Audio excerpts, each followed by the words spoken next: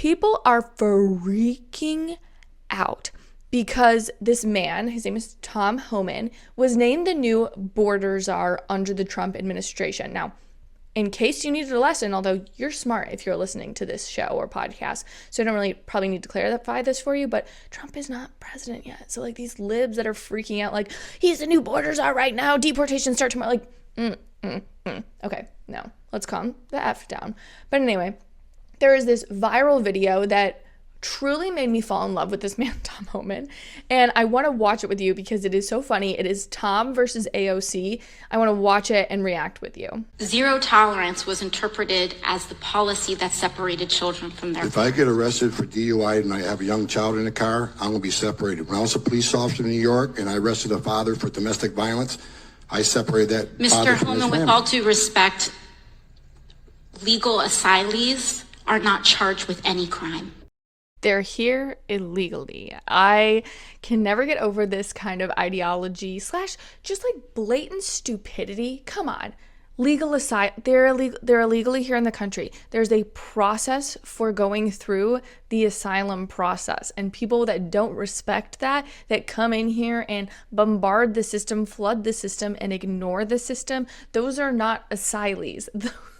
Those are illegal immigrants. And I love the way that she kind of comes in with her, like, she kind of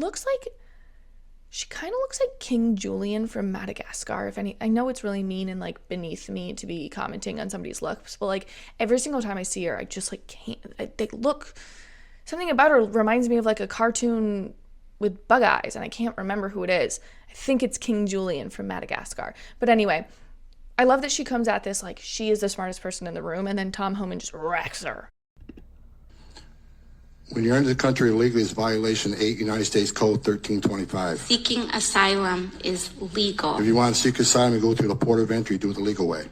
I love how also she's like, maybe if she repeats it more, it'll make more sense to him. He's like, I'm the mother director of ICE, okay, bitch? I know. I know what's legal and what's not. And this ain't legal.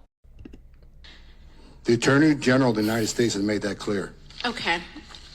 Mr. Chair, the memo is submitted to the record for review. Inspector General Costello, one last thing. She didn't have anything to say. Just all she wanted to say was her little 2 cents. Hopefully that would make everything better, make her feel better. But it was like no substance to that.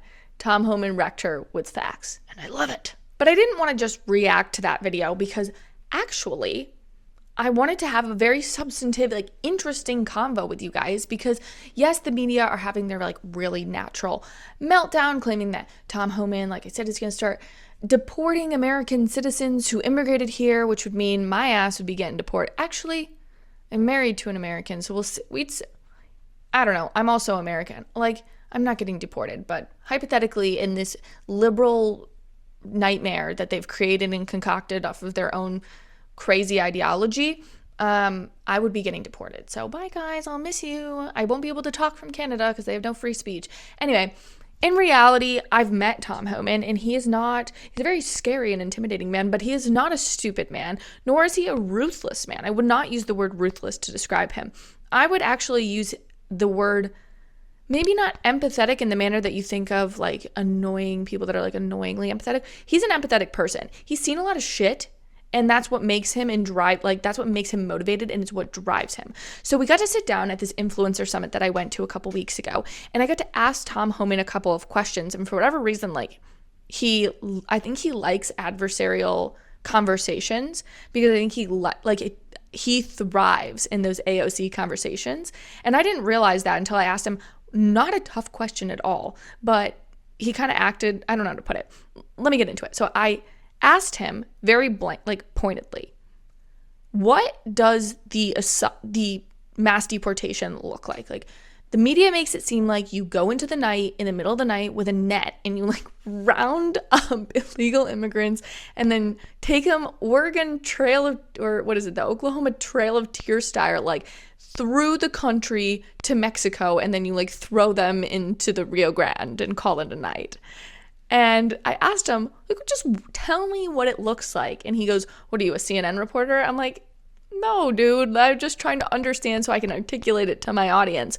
But truly, like, my goal in it was just to understand like what the practical steps are. So I got the answer for you, and the real answer is that it's actually a lot more logistical and paperwork driven than you would guess. So I didn't really know how it would happen. I just assumed, like, maybe I sound stupid saying this, but I just assumed like we found the illegal immigrant and then we were like, hey, you got to get out of here. They had like 20 days to vacate, and if they didn't, like, we detained them and sent them back. That's actually not how it works at all.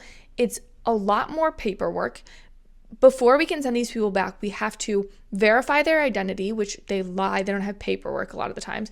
The US government then has to work in tandem with that individual's home country to receive information, travel documents, all the things that you would need in order to put somebody on a flight and send them back, right?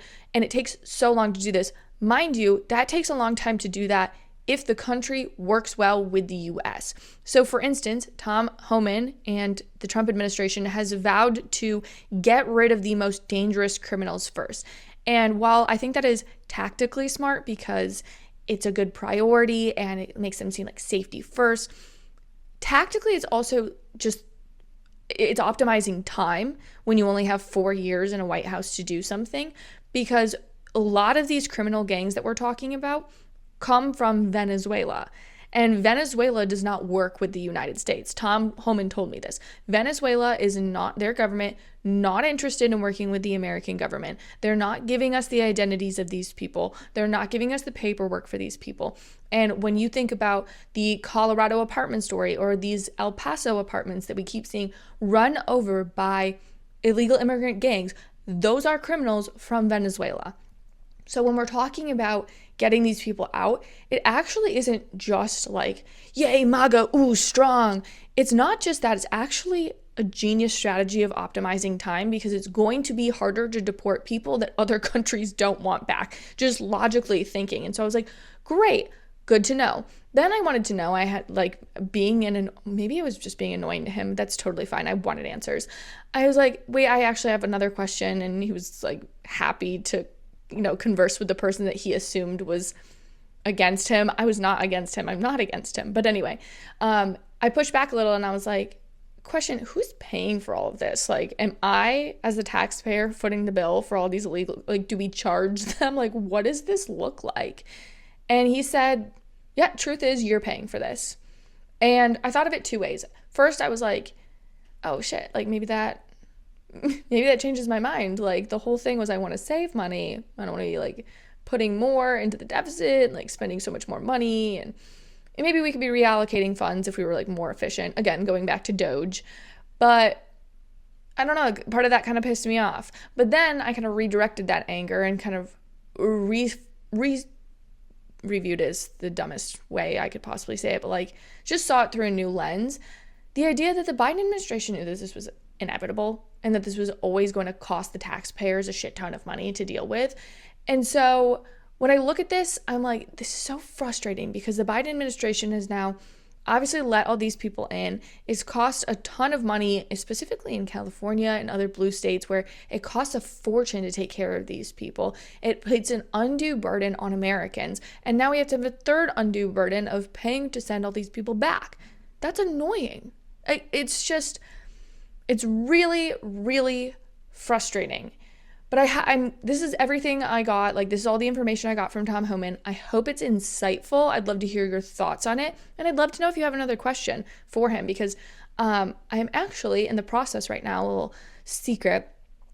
It's so new, but the White House has actually indicated that they're very interested in having different and new age media personalities, commentators, journalists, etc., come to the White House for the White House briefings. And so I'm actually, really, that is always what I try to do with you guys. It's just like bring the news to you in an unfiltered way with a lot of personality, which is what I do all the time for you.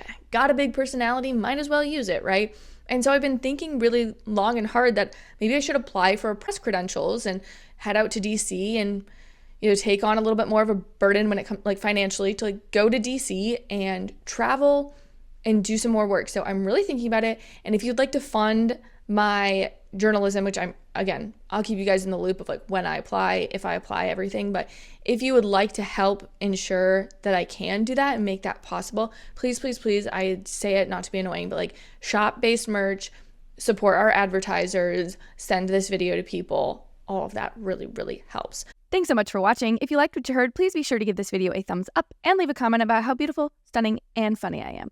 And if you want more content based in logic, be sure to click over here for more videos and clips of my show. If you have the means to financially support the show, consider purchasing from my merch line, Based Apparel, linked right below. I really appreciate it, and I'll see you back here next time. Bye, friends.